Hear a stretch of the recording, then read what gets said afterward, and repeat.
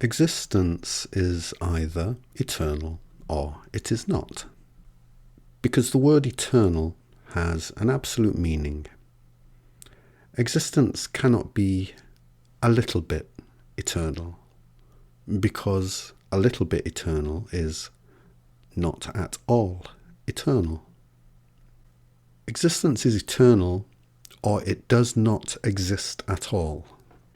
Because if existence were to go from non-existing to existing, then something would have to come from nothing. And this is a pure impossibility, just as existence cannot go from being something to being nothing. There is no such thing as nothing. There can be no such thing as nothing. It's a pure impossibility. I understand that both you and I are eternal consciousness of experience, because I understand that one's consciousness of experience can never be reduced to less than zero, less than equilibrium. I explain elsewhere in detail why this is the case. Having cognitively shifted from the belief that I am mortal to the knowledge that I am and can only be eternal, I naturally find my attitude towards my own consciousness of existing shifts dramatically, definitively. It shifts definitively because it shifts to become a direct inversion of my previous belief in mortality. As somebody who was mortal-minded and steeped in lie culture, my overriding concern was to make the most of, get the most out of, my finite allotted time in existence.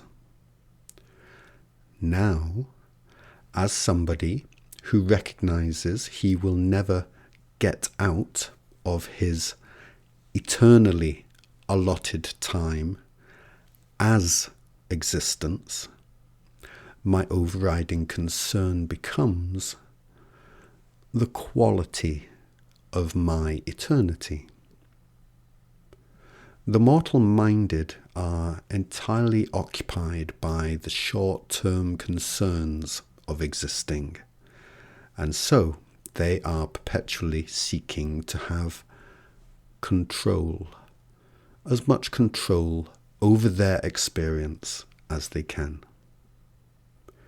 The eternal-minded, they still care about their short-term concerns, but they care about them within the context of their own eternal and infinite nature. And the eternal-minded quickly learn that one's knowledge of their eternal nature is a thing to be surrendered to. If one isn't to cause oneself all kinds of frustration and difficulties because one is resisting that which is so, that which isn't going to stop being so. If one finds oneself, for example, stranded on a desert island and incapable of leaving, the kindest thing one can do for oneself is surrender to the inescapable, which means one can then make the most for oneself of one's inescapable situation. One is not able to surrender to one's situation if one does not even know what that situation is. This is why life can be so excruciating for the mortal-minded. They seek to control that which they are not surrendered to because they feel so vulnerable in the face of their own belief that they are small, insignificant, and temporary. And controlling people will behave to various degrees of intensity like dicks, while those who are surrendered to the reality of our shared situation, I'm not saying they can't behave like a dick also. I'm not saying I can't behave like a dick, especially after the last 50 years I've experienced. But those surrendered to the reality of our shared situation are much more inclined to focus on how we can make the most of our eternally shared situation. At the moment, we have approximately one person in this world who is operating from a clear understanding of our eternal nature, and approximately 8 billion people who do not get it. So right now, we have approximately 8 billion people who seek to control their experience as a vulnerable victim of mortal circumstance as best they can, and approximately one person who is learning to surrender to actual reality. But, it is the start. I am so glad I cannot control you. I'm so glad I can't control the greater world around me.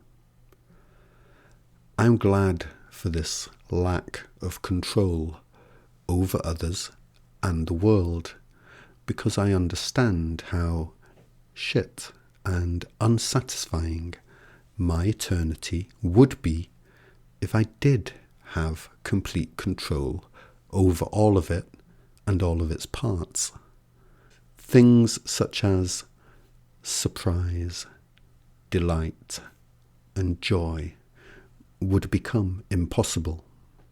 And this is the truth of reality that controlling people simply do not understand. Their not understanding this does not in any way stop it from being the reality of their reality. But how shall they work with the reality of their situation while they do not even recognize it? And this is the situation for almost every single one of you. You can shift out of this situation. Whether you will is up to you, but you can. You can. And despite how much inertia, how much resistance to this your years of lie culture may cause you, it is simple. Just relax, breathe, and be kind to yourself. It may seem counterintuitive to one who has relied on whatever techniques they have developed to control their experience, that surrender might bring them what their attempts to control did not. You may feel that your attempts to control do bring you what you wish for. Well, we can disagree on this if you like, but they don't. There is a time for control, and there is a time for surrender. The imbalance of lie culture is that lie culture believes it is always time for control. Those who seek to control through lies, they can't take a day off, because their lies need to hold strong for them on an ongoing basis. So, in the same way that we who are steeped in lie culture do not know how to practice self-love because it goes against everything lie culture has imprinted in us, so too is it easy enough for me to say we need to practice surrender more often. Many things are easy to say. How do we surrender when it goes against all our conditioning? And to get to the heart of the issue, what exactly is it that we are supposed to surrender to? As always, it's very simple. We surrender to truth. Surrender is simply the acceptance of that which is so, whatever that may be in the moment. If one does not know what is so in any given moment, then one surrenders to the truth that one does not know what is so in that moment. Acceptance of the truth brings coherency. Resistance to the truth brings about ill-judged attempts to control. Truth is the only thing happening anywhere, at any time, at any scale, in any context. Only that which is happening can be truly happening. How well we recognize the truth of the moment becomes more and more variable as expression of truth becomes more complex. But we know that the complexities of life do reduce down to, cancel out to, the simplest of all truths. I am. Always. Surrendering to the truth that you do recognize brings you deeper and wider discoveries, recognitions of truth and its nature that you would not find while you're trying to control. And a deeper, wider knowledge of truth is a good thing. You will find, if you look. Perhaps the simplest, most accessible instruction I can give you, if this concept of surrender still feels slippery to you, is surrender to your own self-honesty. This takes diligent commitment. To catch yourself telling yourself those little white lies that seem so harmless, so familiar, and so comforting. A thing that is simple is not necessarily easy. Walking from Land's End to John O'Groats is simple enough. You just put one foot in front of the other. Simple as pie. Easy? Not so much. But you'd be surprised how quickly this thing that frightens you becomes the very thing you crave. Your own self-honesty.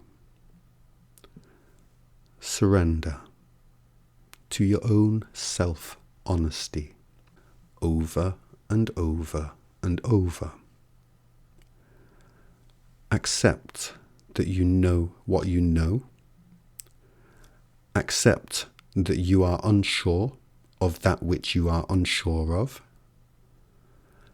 Accept that you definitively do not know what you know you definitively do not know. This is self-honesty, not rocket science. Surrender to it. Otherwise, you betray yourself. And it is already perfectly self-evident, to me at least, that we have punished ourselves more than enough already. Time for the other stuff now. Don't you think?